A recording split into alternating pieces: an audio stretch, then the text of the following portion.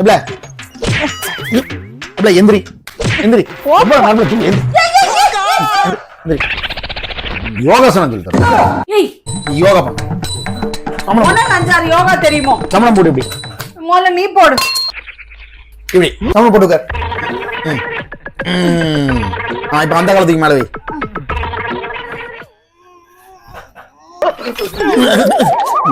உருவிக்கிட்டே இருக்கு ஒவ்வொரு காலா.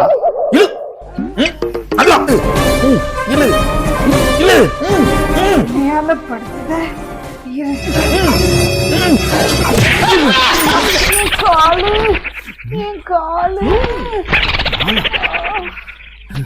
நீச்சல் காலு காலுங்க என்ன அடி எங்க பிடிக்கனே தெரியலையே.